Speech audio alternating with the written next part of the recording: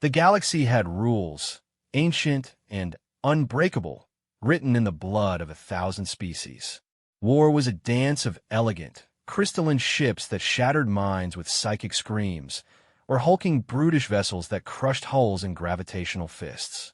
It was clean, predictable, and utterly alien. Humanity, late to the cosmic stage with their fragile, oxygen-dependent biology and pathetic lack of telepathy, were granted associate status in the Galactic Commons out of pity. They were seen as curiosities, clever with terraforming, charmingly primitive in their arts, physically weak, and hopelessly outmatched. Their first forays into interstellar diplomacy were met with condescending smiles.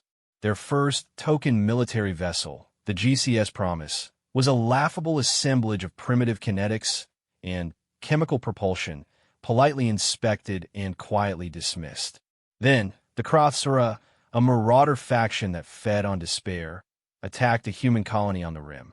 The Commons observers waited for the inevitable plea for mercy, the surrender they would then negotiate. Instead, they received a single, unencrypted, omnidirectional pulse from the human command. Not a plea, not a scream, coordinates, and a timestamp. The observers watched, bewildered, as 3 human vessels, designated Dreadnought class, translated into the system. They were not graceful. They did not shimmer with energy fields. They were slabs of armored alloy, geometric, and severe, moving with a terrifying, deliberate slowness. The Krothsora swarmed them, psychic lances striking and dissipating against meters of layered tungsten and void-filled compartments. Gravitational ripples broke over their blunt prows like water on stone. For 20 silent seconds, the human ships did nothing but take the punishment, unhurried, unmoved. Then, their ventral bays opened, not with the soft glow of plasma conduits, but with the brute mechanical clang of magnetic rails charging. The observers' sensors spiked, then screamed, then died as the universe itself seemed to tear. At 0.03 C, 40,000 tons of ferrous tungsten, shaped into a perfect spear, exited each rail. There was no elegant beam, no beautiful explosion. Space itself rippled along the projectile's path. Where they struck, the elegant Krothsora ships didn't explode. They vaporized in a flash of converted mass, their psychic screams severed into abrupt, eternal silence. The entire battle lasted 87 seconds. When the static cleared from the observers' feeds, the 3 human battleships hung amid the expanding debris cloud, their running lights calm, their hulls scarred but intact. The galaxy's rules hadn't just been broken. They had been rendered obsolete. And in that quiet, terrible aftermath, a new, chilling question pulsed across the subnets. If this was what humanity built when they felt weak, what would they build now that they knew their strength? The observation lounge aboard the Galactic Commons vessel Ethereal Insight was a bubble of serene beauty, its transparent hull offering a panoramic view of the star-dusted velvet of space. Ambassador Klar of the Velen, his bioluminescent skin pulsing a soft, diplomatic blue, watched with a mixture of pity and professional courtesy as his human counterpart, Ambassador Elias Thorne, finished his presentation. Thorne stood before a holographic schematic of the new human colony on Tantalus 3, modest domes, water reclamation plants. It was all very earnest. The terraforming initiatives show promise, Ambassador Thorne, Klar said, his voice a gentle chime. Your species' perseverance in hostile environments is notable. It is perhaps your defining trait. The unspoken words hung in the recycled air, not strength, not power, perseverance, the stubbornness of a low-order organism. Elias Thorne, a man whose face bore the lines of a career spent in diplomatic trenches, offered a thin smile. He understood the subtext perfectly. For 30 years since first contact, humanity had heard it. We are grateful for the Commons' guidance, he replied, the script well-worn. The meeting was adjourned. As Thorne gathered his data slates, a younger Velenade, Tel Rin, approached, her fronds twitching with curiosity. Ambassador, Your historical records speak of great conflicts on your world, wars of shocking scale. Yet, your submitted military assessments are for light patrol craft. Is there a cultural aversion to martial power now? Thorne paused. He looked not at the aide, but out the viewport at the sleek, organic forms of the Velen flotilla, ships that looked like frozen music. We learned different lessons from our wars, he said carefully. The biggest gun isn't always the one that makes the loudest noise. Sometimes, it's the one you never see coming. Telrin blinked, processing the cryptic metaphor as Thorne excused himself. The incident at the Tantalus 3 colony was not supposed to happen. The Krothsora were vermin, but vermin with teeth. They operated on the fringes, preying on the weak, harvesting neurological energy from dying beings in a process the Commons found distasteful, but militarily inconvenient to fully eradicate. Their attack on a human world was a test, a nibble at the galaxy's newest, softest fruit. Aboard the Insight, alarms trilled, not the harsh claxons of a human vessel, but a melodic, urgent chime. Klar observed the sensor feeds. The Krothsora ships, resembling twisted skeletal leaves, swept over the colony, their empathic dampeners causing waves of paralyzing despair to roll through the human populace. Standard tactic. The colony's few defense platforms, kinetic projectile throwers, pathetically slow by galactic standards, were disabled with focused psychic pulses.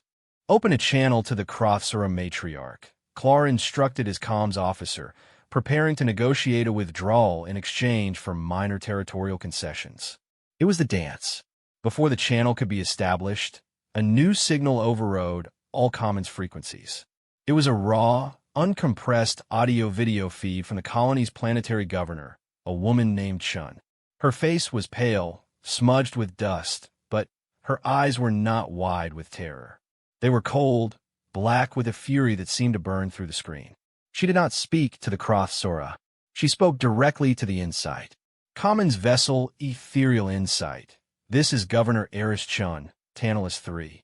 Observe, and relay to your superiors. The feed split.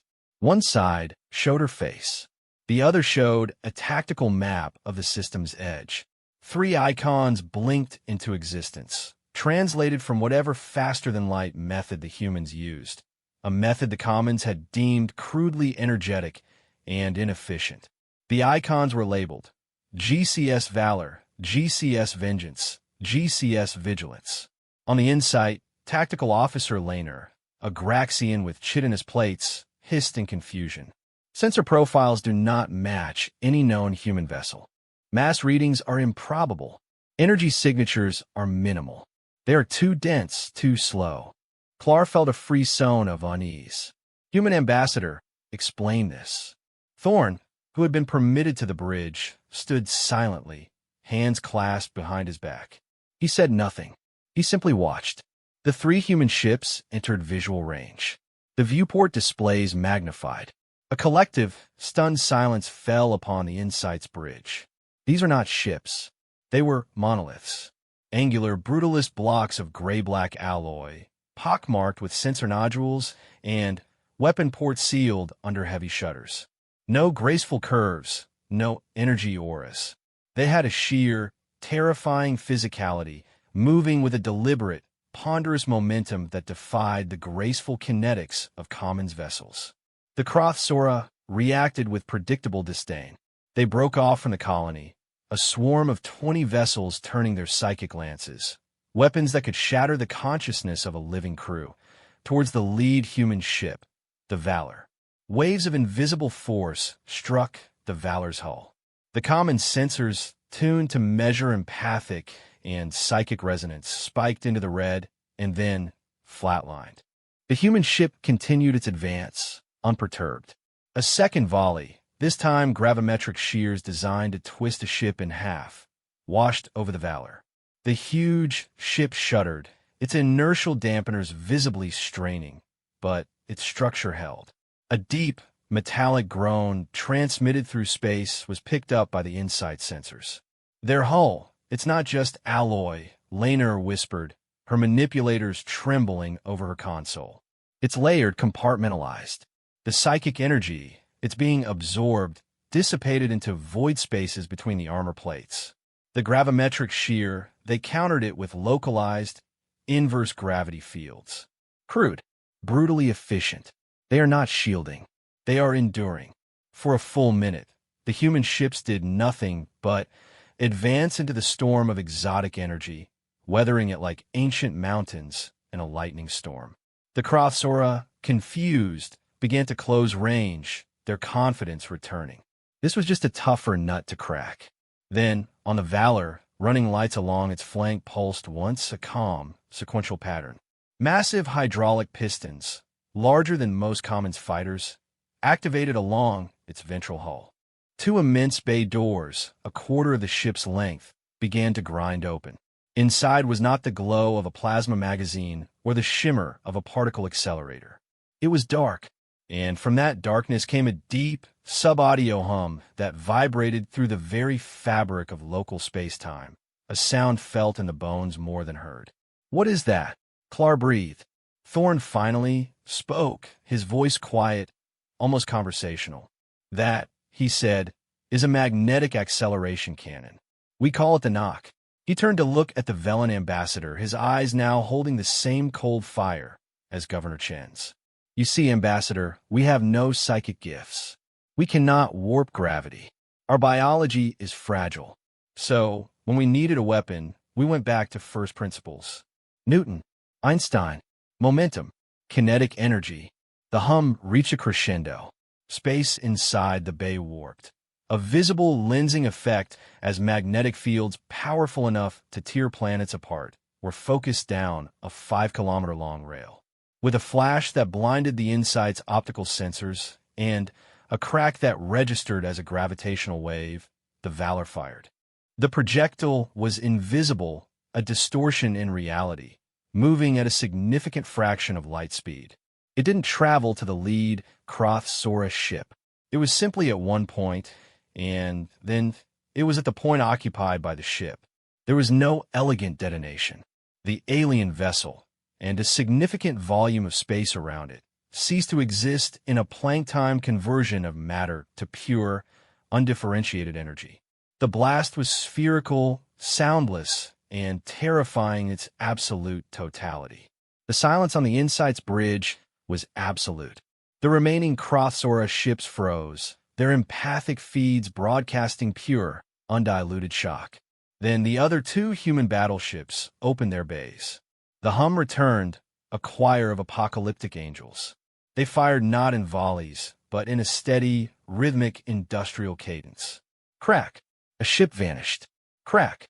Another became an expanding cloud of incandescent gas. Crack! A cruiser attempting to flee was erased from the rear. It was not a battle. It was systematic, wholesale deletion. In less than 2 minutes, the Krothsora fleet was gone. The 3 human battleships hung in the sudden quiet, their bay doors closing with final, thunderous clangs. Their hulls were scorched, pitted, and glowing in places from the psychic and gravitational assault, but they were fundamentally intact. Functional. Ambassador Clar turned slowly to Elias Thorne. The human ambassador was already looking at a data slate, as if checking off an item on a list. The blue luminescence in Clar's skin had faded to a sickly gray.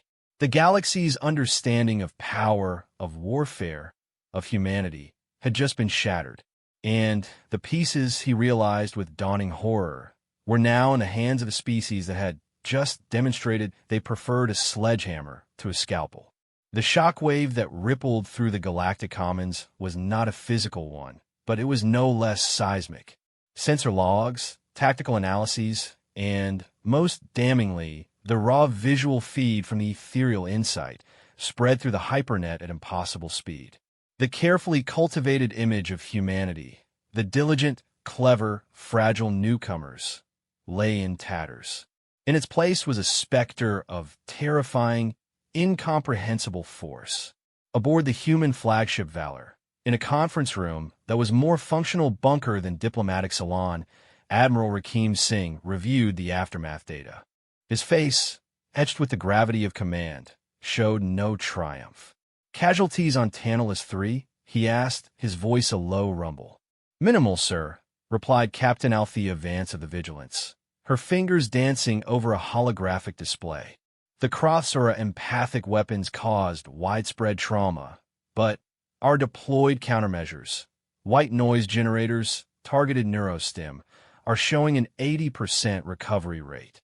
No fatalities from their direct attack. Their fleet, however, is confirmed annihilated. Singh nodded once. Good. His eyes shifted to the other occupant of the room, Elias Thorne. The political fallout. Thorne sighed, the weight of the galaxy on his shoulders.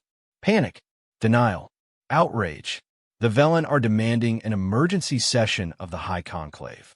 The Graxian hegemony is mobilizing its border fleets, interpreting our display as a prelude to expansion. The delicate ones, like the psionic chorus, are in hysterics. Their entire martial philosophy is based on mental domination, which our ships just ignored. They called our technology obscene, Vance added, a hint of cold amusement in her eyes. The Conclave's leading physicist, a Telosian, stated that converting so much mass to energy in such a localized space is inelegant and wasteful.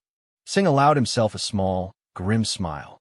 Tell the Telosian that elegance doesn't stop a bullet, or a 10-ton tungsten rod moving at 0.03 C. Our priority is consolidation. The Dreadnought class's capabilities are no longer theoretical. The galaxy now knows we are not weak. The next step is making them understand we're not a threat to those who do not threaten us. This proved difficult. The emergency High Conclave session, held via quantum-entangled communion spheres, was a cacophony of fear and accusation. Ambassador Clar, his luminescence still muted, presented the facts. The Graxian Warbringer, a hulking creature of stone-like flesh, thundered. They concealed this power. A species that hides its claws until they are sharp enough to tear throats is a species that plans to use them. A psionic chorus emissary, a floating crystalline entity, vibrated with distress. Their minds are closed, their ships are voids in the psychic sea. They are nulls, abominations against the interconnectedness of consciousness.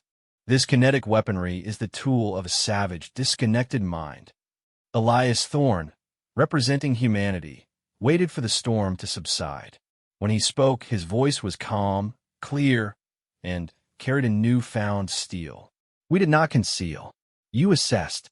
You saw our lack of psychic potential, our reliance on physical technology you had long surpassed, and you deemed it inferior. We simply did not correct you. As for being nulls or savages, we would remind the Conclave that it was the Crothsora species you tolerated, who were harvesting sentient minds. It was our savage tools that stopped them. We have one question for this assembly. Where was your elegance when our people were screaming? The silence was profound.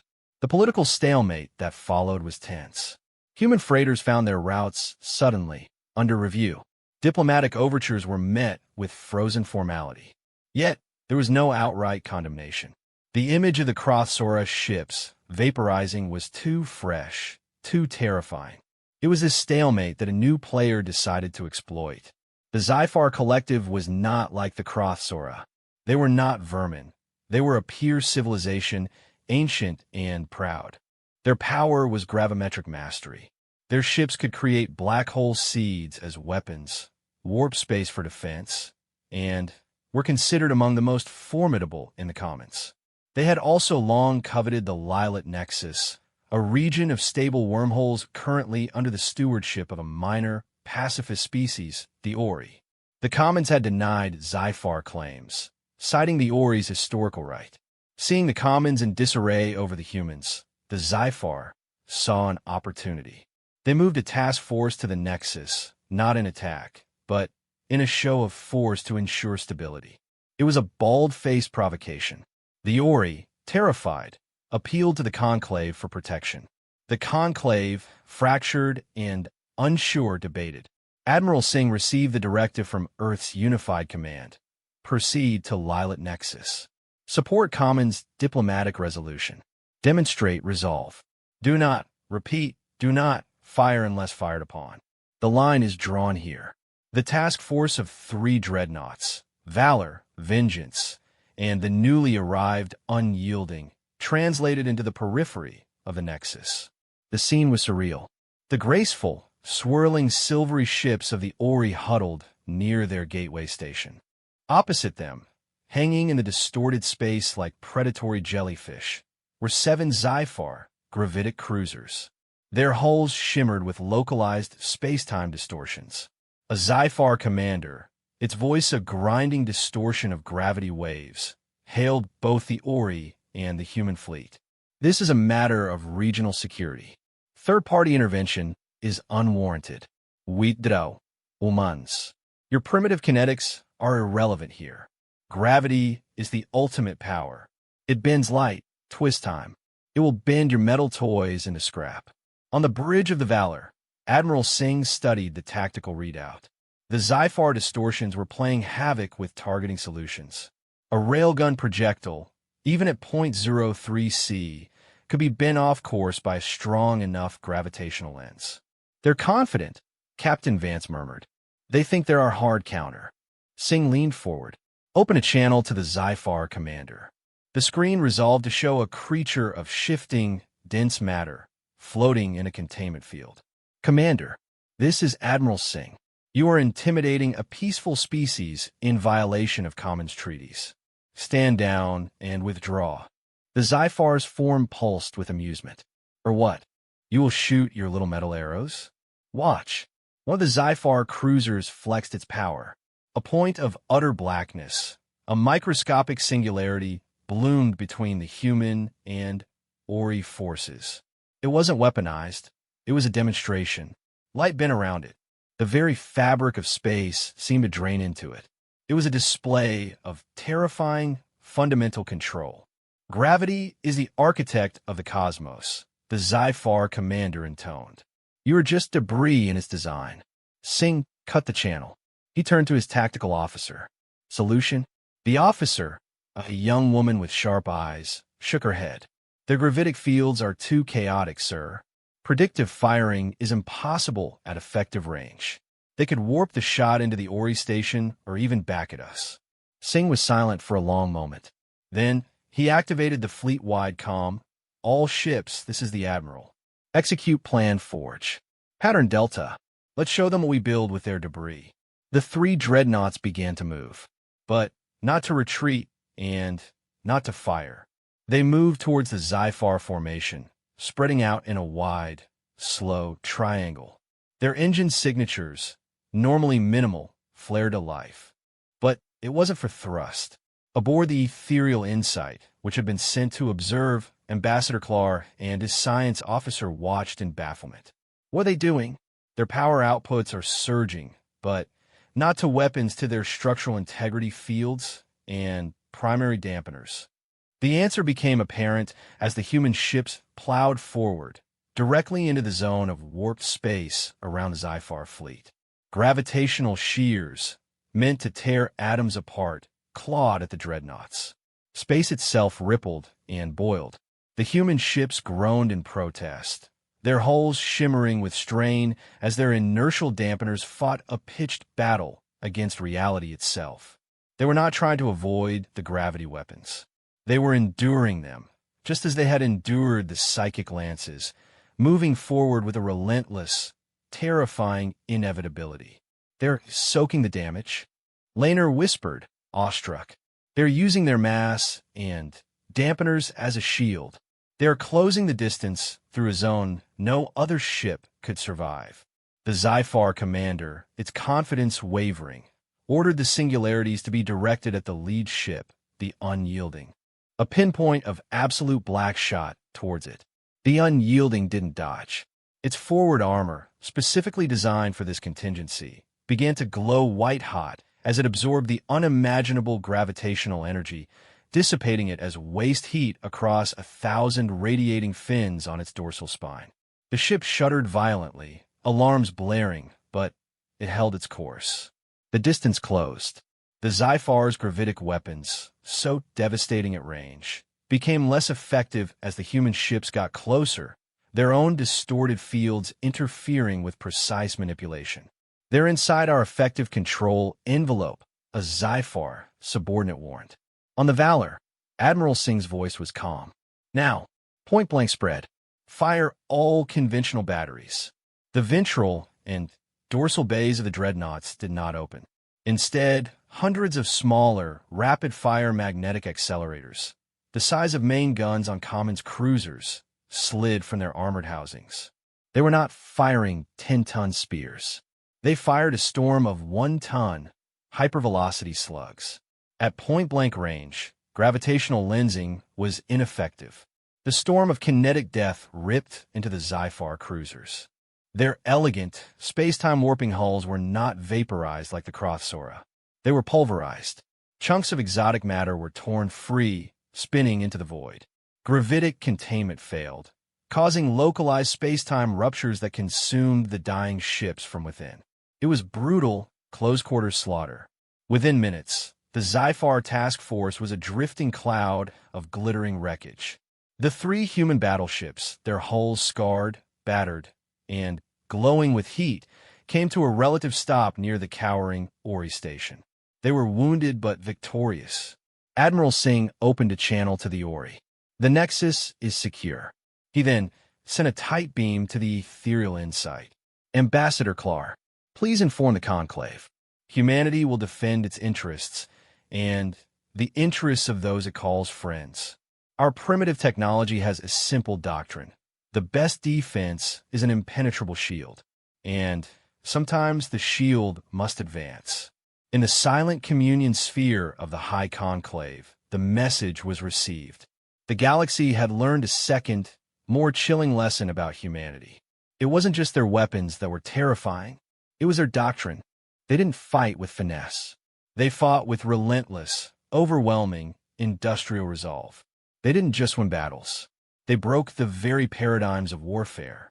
And as the image of the scarred, triumphant dreadnoughts hung over the Nexus, every species in the Commons began to quietly, urgently, recalculate their place in a universe that now contained humanity. The victory at the Lilat Nexus was a double-edged sword. It cemented humanity's status as a military power that could not be ignored, but it also deepened the well of fear. The Galactic Commons was now a tinderbox of suspicion. The Graxian hegemony, the Psionic Chorus, and a dozen mid-tier powers began a frantic, quiet arms race, not to match humanity, but to find a counter.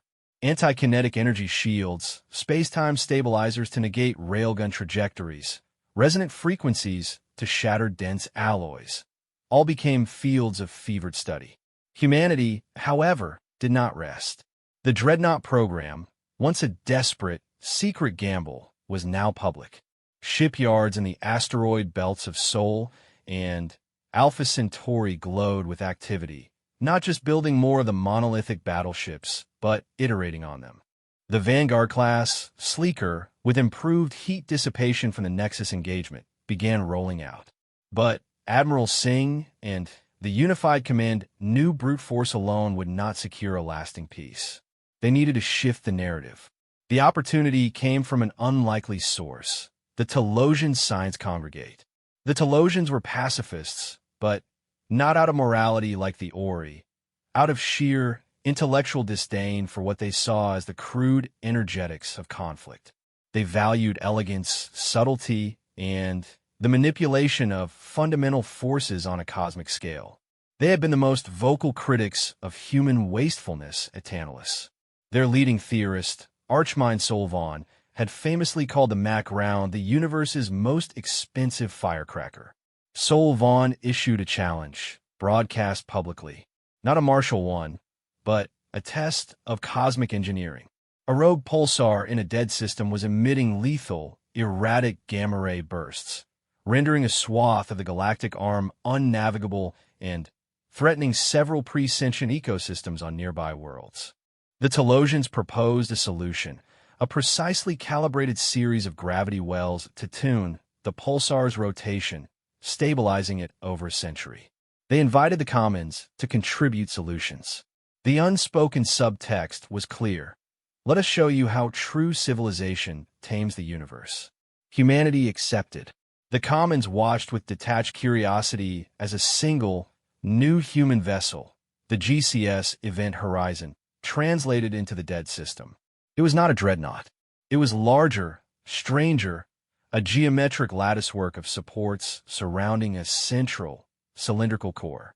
It bristled with sensor arrays and heat radiators, but no obvious weapon ports.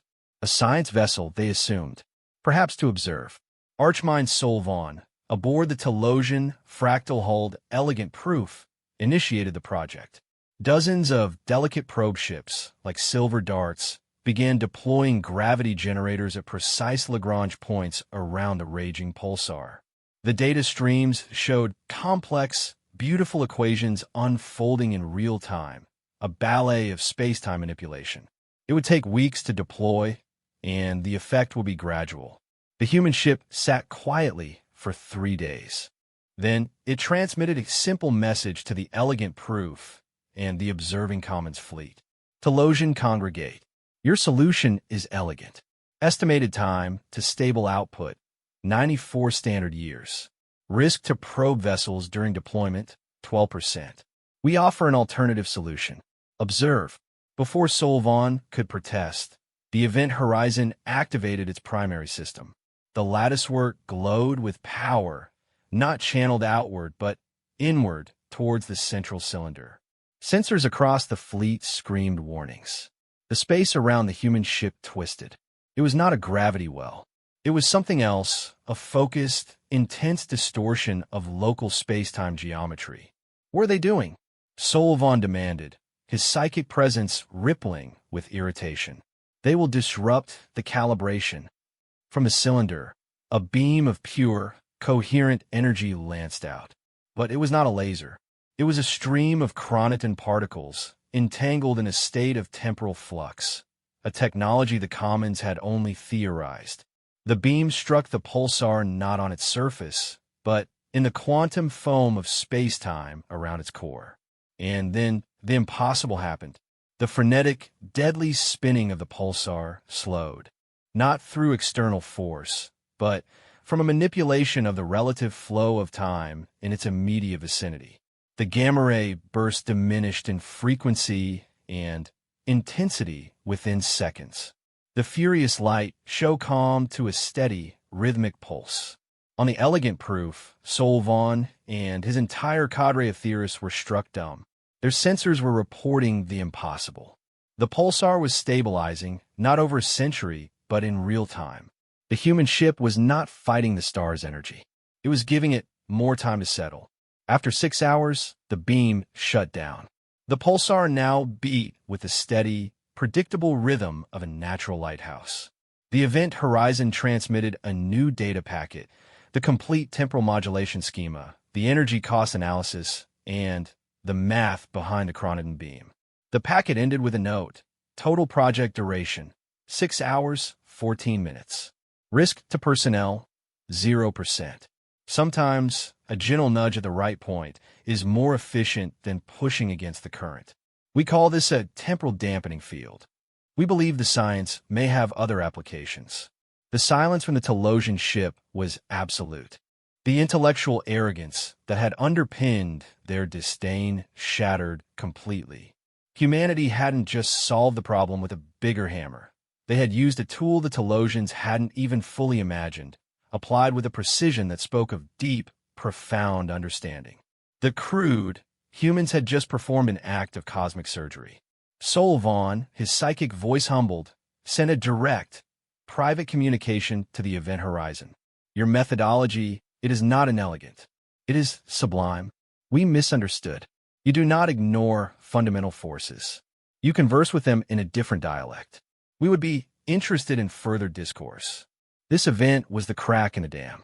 The psionic chorus, still reeling, received a quiet delegation from human neurologists and cyberneticists. The humans did not offer weapons. They offered a technology, the neural lattice, a non-intrusive interface that could amplify, focus, and protect a psychic mind, turning a chorus adept from a fragile emitter into a shielded telepathic powerhouse. It was a gift with no strings attached. The chorus, torn between suspicion and desperate need, accepted. For the first time, their most sensitive minds could touch the void of a human warship and not recoil in pain. They could sense the disciplined, focused consciousness of the crew within, a different kind of strength. The Graxian hegemony, still bellicose, found itself facing a different problem. A tectonic catastrophe threatened their primary forge world. Human Engineering Corps, specialists in macro-scale geology from terraforming, arrived not with battleships, but with massive gravity nullification drills and tectonic stabilizers.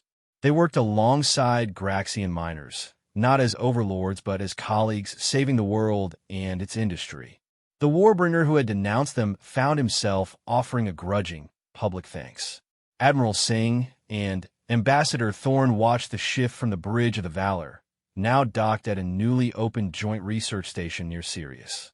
They feared our strength, Thorne said, watching a Telosian and human scientist argue over a holographic equation with passionate respect.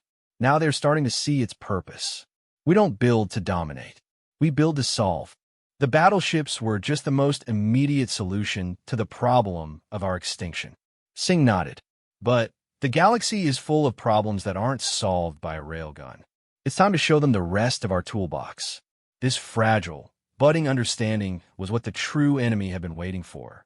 From the void between galaxies, from a place the Commons had long considered a myth, they came. The Devourers, a machine intelligence of unknown origin. Their only goal was the consumption of baryonic matter for an inscrutable purpose. They were the hidden fear at the heart of all galactic civilization, a legend used to frighten younglings. They were not organic. They did not communicate, and their technology was like nothing ever seen. Their vanguard, a single tendril of the swarm, fell upon the fringe world of Kessel 7.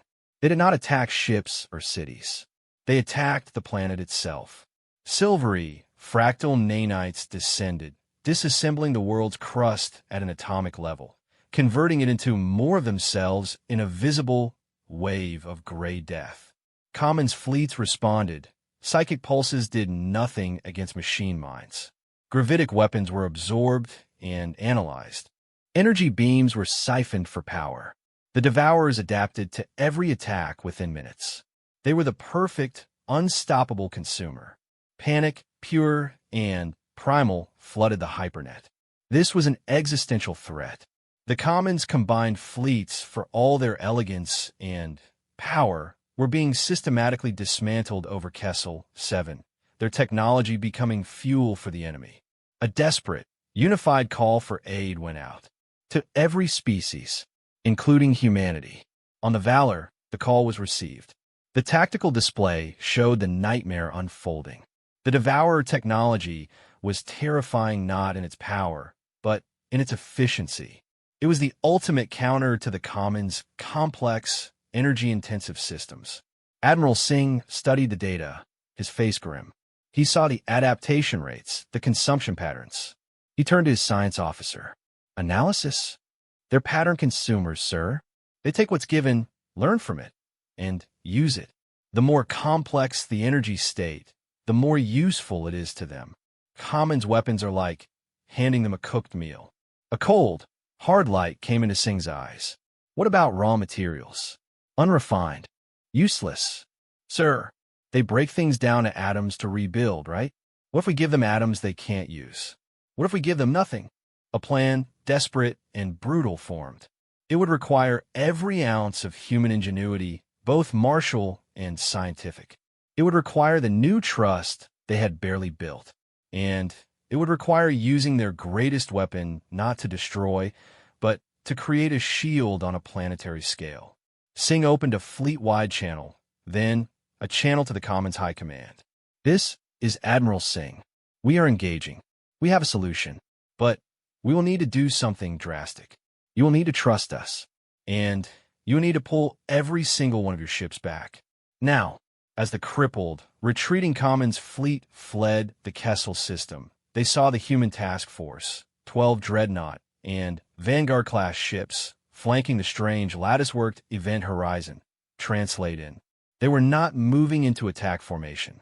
They were moving into a precise geometric pattern around the dying planet, with the event horizon at the center, pointing its strange cylinder not at the Devourer swarm, but at the planet itself.